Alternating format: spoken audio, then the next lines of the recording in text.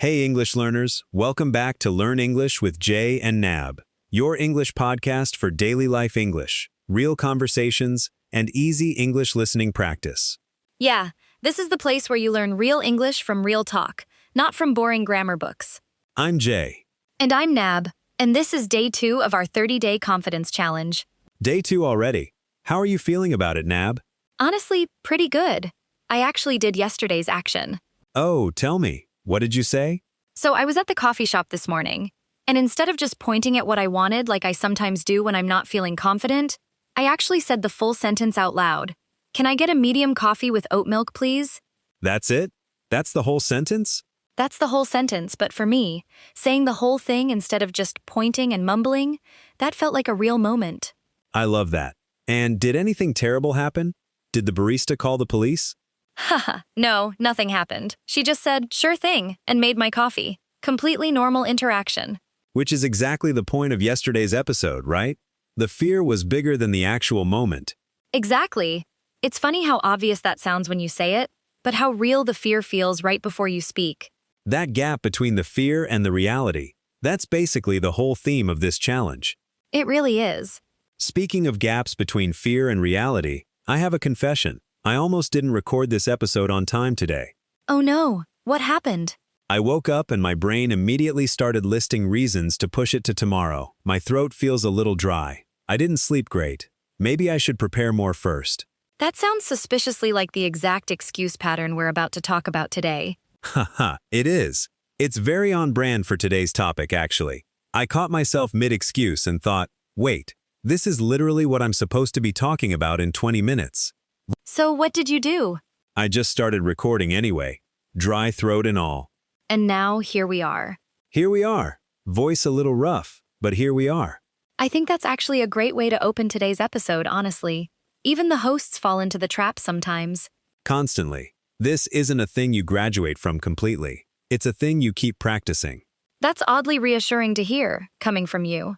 Good, because it should be. If I had it all figured out permanently, this would be a pretty boring podcast. Haha, fair point. Okay, so before we get into today's topic properly, tell me, did anyone write in about yesterday's episode? I know we mentioned Sophia's message. We actually got a few responses to that one. One listener said the chicken table story made them laugh so hard they had to pause the episode. Haha, honestly fair, I still can't fully explain how I said that sentence.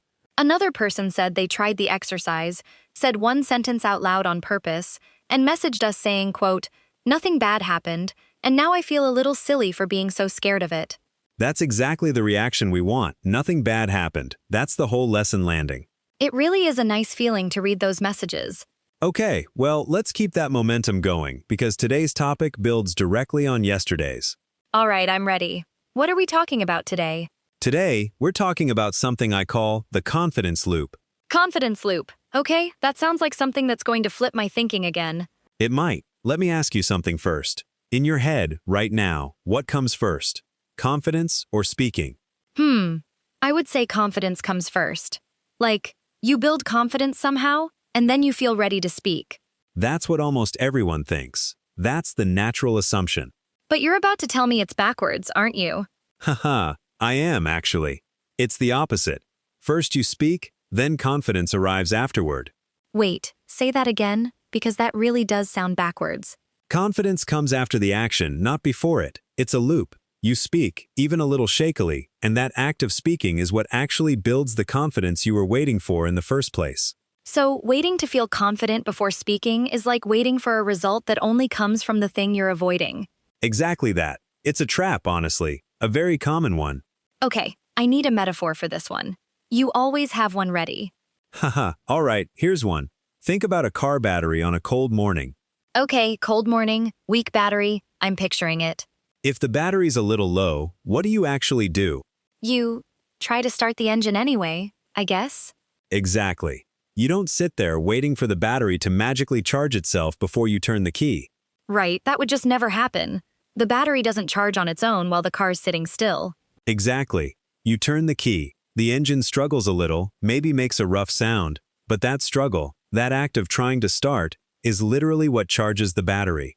So the starting is what creates the power, not the other way around. Precisely.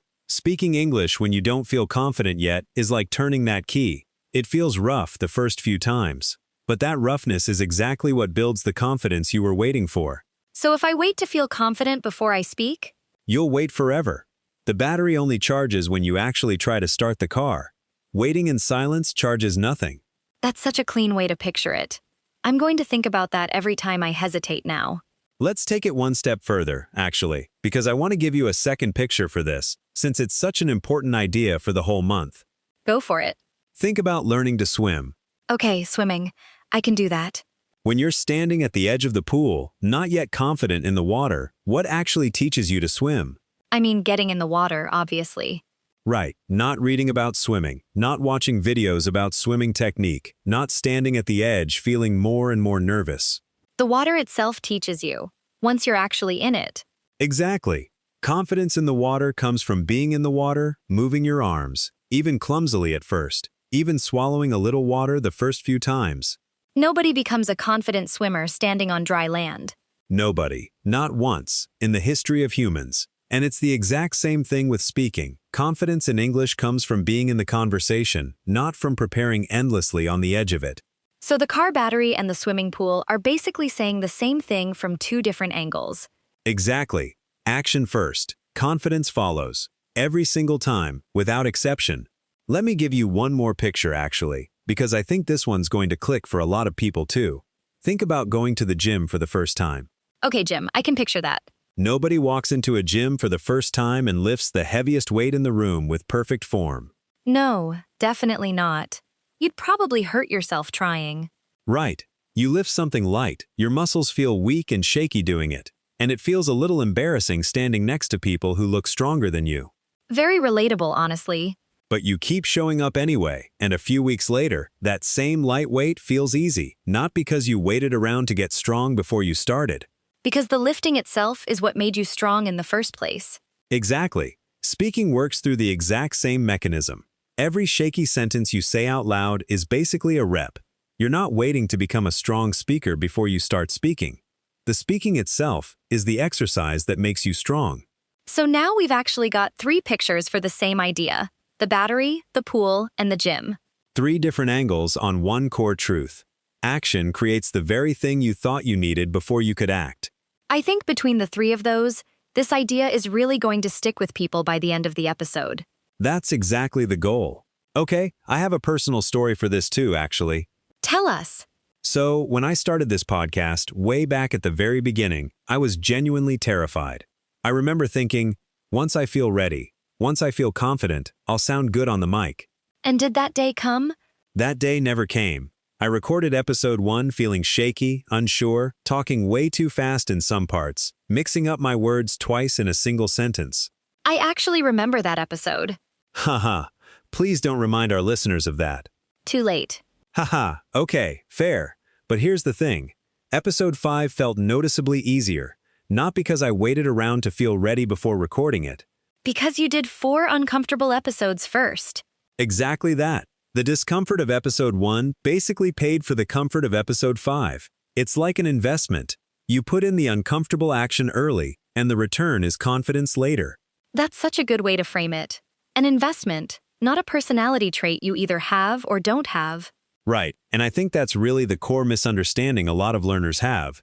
They think confidence is something you either naturally have or naturally don't have, like a fixed trait. Instead of something you build, action by action.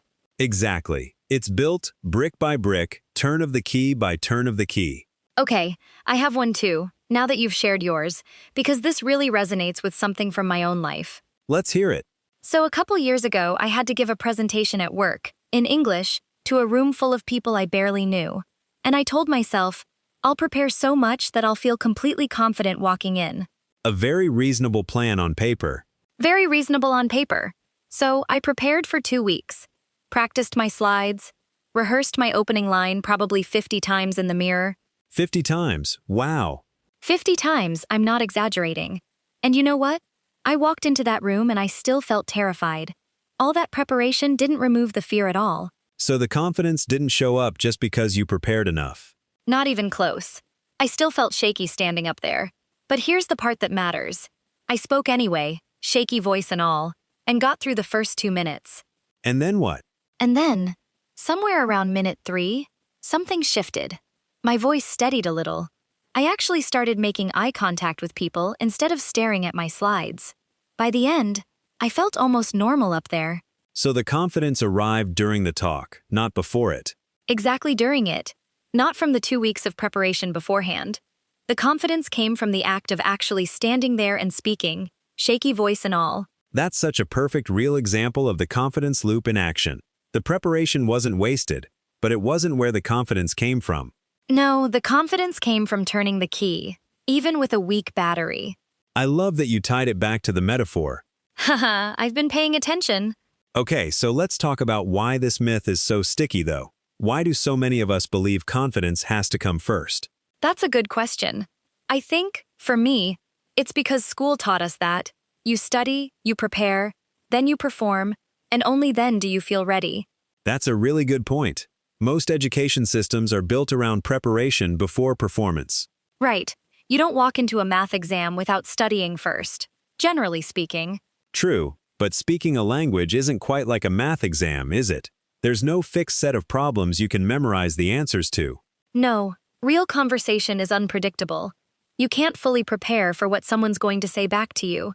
Exactly, which means the old school model, prepare completely, then perform confidently, just doesn't work the same way for speaking. You can prepare vocabulary, sure, but the actual confidence, the comfort in the moment, that only comes from doing the unpredictable thing itself.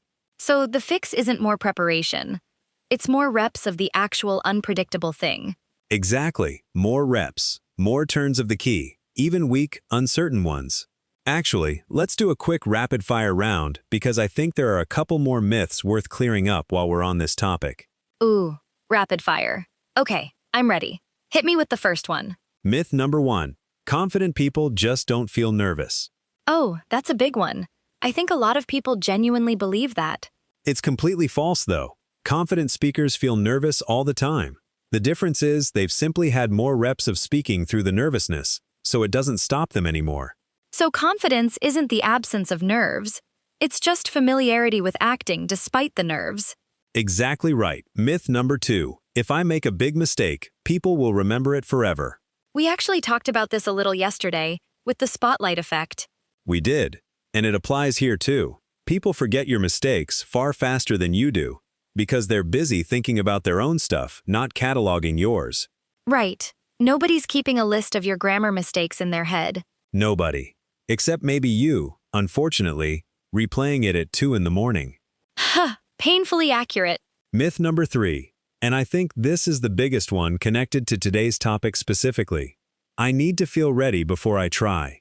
This is basically the whole episode in one sentence. It really is. Readiness is a feeling, and feelings don't reliably show up on command just because you want them to. Action is a choice, and choices you can actually make, right now, regardless of how you feel. So waiting for the feeling of readiness is waiting for something you can't really control. Exactly. Whereas choosing to speak, that's completely within your control, shaky feeling and all. 3 good myths. Cleared up. I like this rapid-fire format. Me too. Maybe we bring it back in future episodes. Actually, there's an interesting psychology piece behind all this too, if you want to go a little deeper for a minute. Sure, I'm curious. What's the piece? There's a concept called self-efficacy. It comes from a psychologist named Albert Bandura, and it basically describes your belief in your own ability to succeed at something. Okay, so belief in your own ability. How does that connect to what we've been talking about? Well, here's the interesting part. Bandura's research found that the strongest way to build self-efficacy isn't through encouragement from other people, and it isn't through watching other people succeed either, although both of those help a little. What's the strongest way then? Direct personal experience. Actually doing the thing yourself, even imperfectly, and surviving it. He called it mastery experience, and it consistently outperforms every other way of building belief in yourself. So even from a research perspective, action really does come before belief, not the other way around. Exactly, which is basically a more academic way of saying everything we've been describing with the battery and the pool and the gym. I like that the metaphors and the actual research line up so cleanly. Me too. Honestly, it's reassuring that this isn't just a nice-sounding idea, It's actually how confidence seems to form in real people, studied properly. So every time someone completes today's tiny action, they're not just doing a fun podcast exercise. No, they're literally building measurable self-efficacy, one small mastery experience at a time. That sounds so much more official than turning a key. Haha, maybe, but I still like the key better for remembering it day to day. Fair enough. We can have both, the research version and the memorable version. Exactly, the science underneath, and the picture on top that actually sticks with you at 9 in the morning when you're ordering coffee. Actually, we got a message from a listener that fits perfectly with today's topic. Want to read it? Yes, let's do it. This one's from someone named Marcus. He wrote, I've been telling myself for 2 years that I'll start speaking once my English feels good enough. I realize now I've just been standing at the edge of the pool this whole time. Oh, that line is basically the whole episode in one sentence. It really is. Marcus, if you're listening, that's exactly the trap we're talking about today. There is no finish line where your English suddenly feels good enough on its own. The good enough feeling doesn't arrive from waiting. It arrives from being in the water. Exactly. So Marcus, and anyone else in that exact spot, today's episode is basically written for you. I hope he takes the jump in soon. Me too. Actually, that message makes me want to ask you something, Jay. What if it does go badly? Like, genuinely badly, not just a shaky sentence. What do we tell someone who's scared of that version? That's a fair question, and I don't want to pretend that never happens. Sometimes you do turn the key, and the engine just doesn't start smoothly. You fumble the words, someone looks confused, maybe you have to explain yourself twice. Right. It's not like the confidence loop guarantees a perfect outcome every time. It doesn't, and I think that's important to say honestly. But here's the thing, even a genuinely awkward attempt still counts as a turn of the key. The battery still charges a little, even from a rough attempt. So it's not about the outcome being good. It's about the attempt happening at all. Exactly that. Confidence isn't built from successful conversations only. It's built from survived conversations, successful or not. Survived conversations. I like that phrase. Think about it this way. If you try, and it goes badly, you now know something you didn't know yesterday. You know exactly what part was hard, and next time you have real information instead of just imagined fear.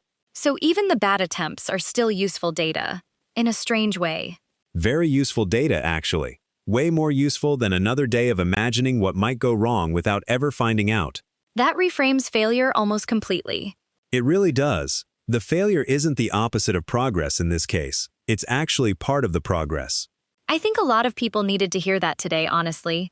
Me too. I think it's easy to forget when you're the one standing there feeling embarrassed in the moment. True, but even that embarrassment fades faster than we expect. Like we talked about yesterday with the spotlight effect. Exactly. It all connects back.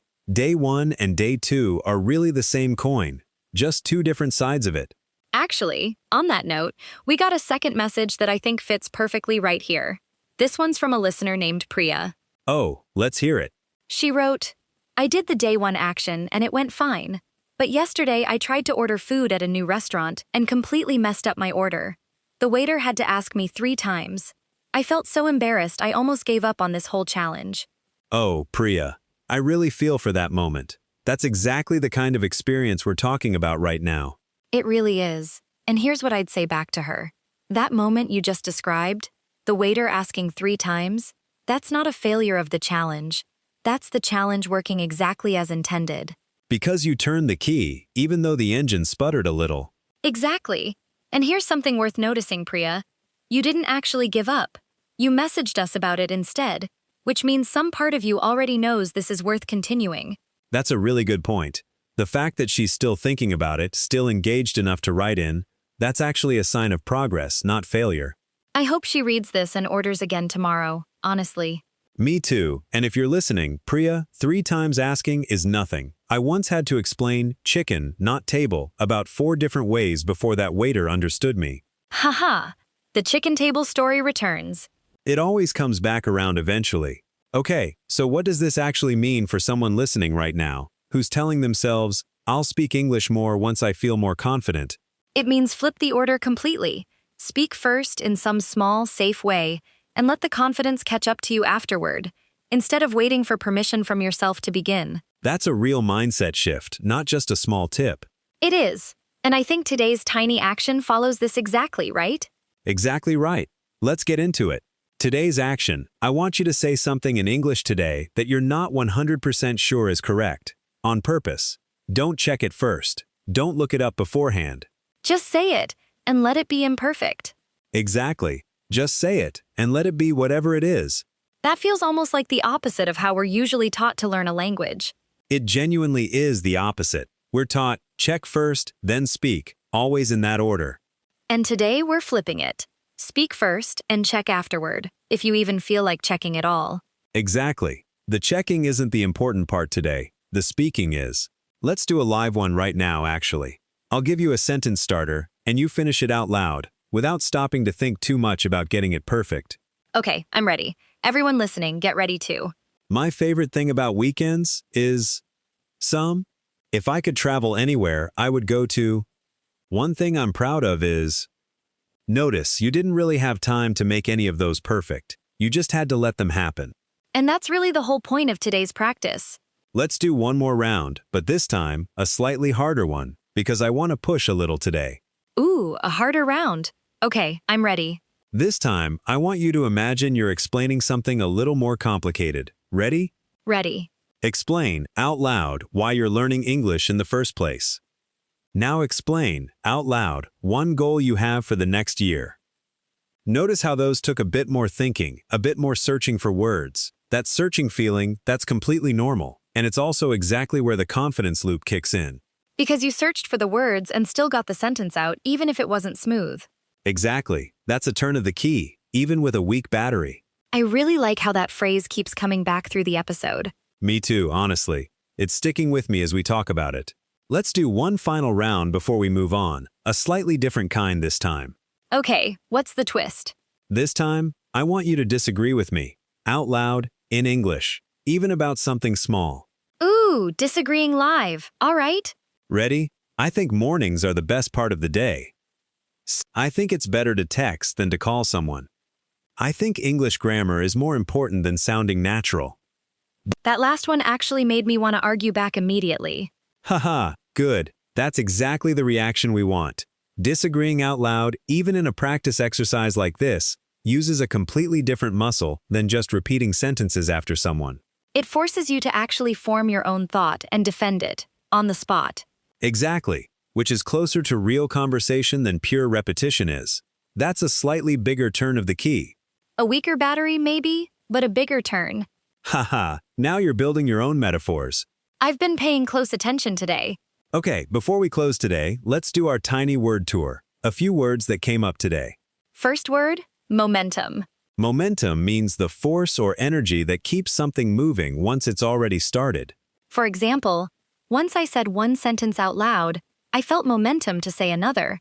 Or, small actions build momentum toward real confidence. Next word, hesitate. To hesitate means you pause because you're unsure, waiting a little too long before doing something. For example, I hesitated before answering, and I lost my chance to speak. Or, don't hesitate, just say the sentence, even if it's not perfect. Next word, reps, short for repetitions. Reps means repeated practice attempts, like in the gym, but for speaking. For example, I need more reps before this feels natural to me. Or, confidence comes from reps, not from waiting. Next word, shaky. Shaky means unsteady, a little unstable, often from nerves. For example, my voice was shaky during the presentation, but I kept going anyway. Or, it's okay if your English sounds a little shaky at first. And one last word today, breakthrough. A breakthrough is a sudden moment of real progress, after a period of struggling. For example, around minute 3 of my presentation, I had a real breakthrough moment. Or, every small action today is building toward a bigger breakthrough later in this challenge. Next word, consistency. Consistency means doing something regularly, over and over, rather than just once in a while. For example, consistency matters more than intensity when you're building confidence. Or, I'd rather have 5 minutes of consistency every day than one big effort once a month. Next word, discomfort. Discomfort is that uneasy, uncomfortable feeling, usually right before or during something difficult. For example, I felt real discomfort during my presentation, but I kept going anyway. Or, a little discomfort today is the price of confidence tomorrow. And one final word for today: trust. Specifically, trusting yourself. To trust yourself means believing you can handle a situation, even without knowing exactly how it will go. For example, I'm learning to trust myself more, even when I don't have the perfect sentence ready. Or, the confidence loop really only works if you trust yourself enough to take the first step. Great set of words for day 2. Before we recap, I want to leave a bonus challenge for anyone who's feeling ambitious today. Ooh, a bonus round. Let's hear it. If today's basic action, saying one uncertain sentence, felt easy for you, here's the harder version. Have 1 full minute of conversation with someone today, even a short one, without preparing what you're going to say beforehand. No script, no planning, just showing up and turning the key. Exactly. Order something at a restaurant without rehearsing it first. Ask a coworker a real question instead of a simple yes or no one. Call a customer service line instead of using the chat option. That does sound harder, but also very doable within one day. That's the goal. Not impossible, just uncomfortable enough to matter. I like that distinction. Uncomfortable, not impossible. Exactly. Write it down somewhere if that helps you remember to actually do it later today. And if you do try the bonus challenge, message us how it went, good or awkward. We genuinely want to hear both kinds of stories. Especially the awkward ones, honestly. Those are usually the most useful ones for other listeners to hear. Agreed. Nobody learns much from a story where everything went perfectly. Haha, true. Perfect stories are nice, but awkward stories are the ones that actually teach people something. Great set of words for day 2. Let's recap everything before we go, and let's actually take our time with this one since we covered a lot of ground today. Agreed. Today was a bigger episode than yesterday. Okay, starting from the top. Today, day 2, we learned that confidence doesn't come before speaking. It comes after. It's a loop, and you have to turn the key first, even when the battery feels weak. We also talked about the swimming pool picture, how you don't become a confident swimmer standing on dry land, you become one by getting in the water. And the gym picture, too. How the lifting itself is what makes you strong, not waiting around until you already feel strong. Right, 3 pictures for one idea: the battery, the pool, and the gym. We also busted 3 common myths. That confident people don't feel nervous, that people remember your mistakes forever, and that you need to feel ready before you try. All 3 of those turned out to be false, or at least much less true than they feel in the moment. And we heard 2 real stories, Jay's podcast beginnings and my shaky presentation, both showing the same pattern. Confidence arrived during the action, not before it. We also talked honestly about what happens when it does go badly, and how even a rough attempt still counts as useful progress, not a step backward. Survived conversations, not just successful ones. Exactly. Speak first. Confidence follows. Every single time, good outcome or awkward one. Tomorrow, on day 3, we're going after something that gets in the way of all of this. The voice in your head that criticizes every word before it even comes out. The inner critic. That's the one. We're going to learn it's not nearly as honest as it sounds. That's going to be a good one. It really will be, so don't miss it. Before we sign off, I just want to say one more thing directly to anyone who's on day 2 and already feeling like this challenge is harder than they expected. That's a good thing to address before we go. That feeling is completely normal. Day 1 is usually a little exciting, new challenge, fresh energy. Day 2 is often where the real resistance shows up, because the newness has worn off a little, and the actual work starts. That matches what I felt this morning too, honestly. Even just recording this episode. Right, and if that's you right now, listening to this, feeling a little resistant to even doing today's small action, I want you to remember that resistance is not a sign you're failing, it's just the battery being weak, exactly like we talked about. Turn the key anyway. Turn the key anyway. That's really the whole message of day 2, in 4 words. I might put that on a sticky note. Haha, please do. And send us a photo if you actually do it. If this helped you today, like this episode, subscribe, and share it with someone doing this challenge along with you. And if you have your own confidence loop story, like Marcus's pool moment, Priya's restaurant moment, Jay's shaky first episode, or my shaky presentation, send it in. We'd love to feature it in a future episode. We read every single one, even if we can't feature them all. We really do. And remember, you don't need to feel ready today. You just need to turn the key, even with a weak battery. This was the English Leap podcast with Jay and Nab. See you tomorrow for day 3. Hi, everyone. Bye. Take care.